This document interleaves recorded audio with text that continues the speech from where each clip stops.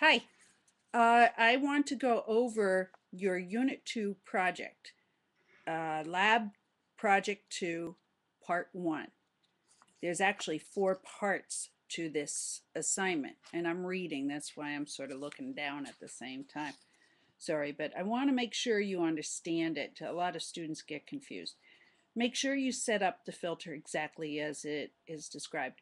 Students in heavy storms have lost it, so try to make sure it's as tight as you can. And also, I recommend video cameras or digital, not videos, so you can record it. If you don't have a digital camera, it's not mandatory, but I definitely recommend it. All you have to hand in for this week is the week 1 lab assignment 1.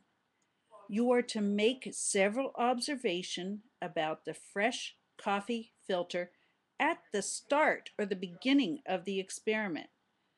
Since there hasn't been any air pollution exposure yet, you can use this untouched filter as your control. So you will compare the filter in the end to what it looked like in the beginning. Make notes about it what looks like, including color, sheen or how shiny it is, the texture.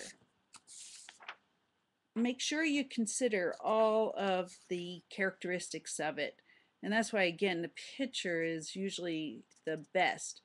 But you need these in order to compare your end results.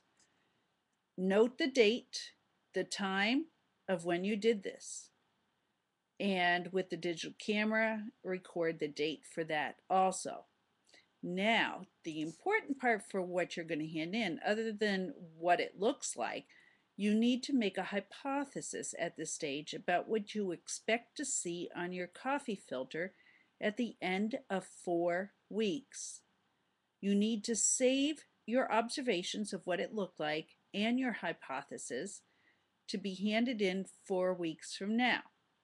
But what you are handing in now in Lab 1 is what you did, your comparisons, any pictures that you took, and your hypothesis. So your hypothesis needs to be written in such a way that it's correct. You don't want to write a statement. It can't say exactly what you expect to happen. You don't know what is going to happen. So there's possibility in it. It may be, ought to be, should be, maybe is a really good thing to include in it. And you also you need to compare and have data. So you need your facts that you recorded, and that's why the digital camera is so critical, because you have a picture to back up what you show in week 4. But you do need to write your hypothesis and your observations and hand that in this week. It should be in paragraph form. You are going to be using the lab report. So that means there's a title page. You follow APA format. You have, you're going to do a discussion at the end, analysis, introduction. All of that is part of writing a lab report. And that's what you're going to be doing at the end of the 4th week.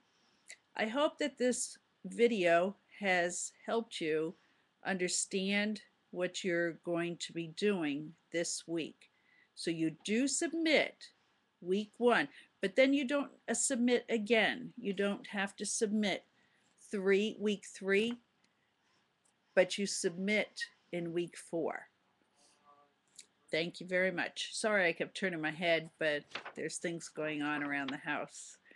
Bye-bye.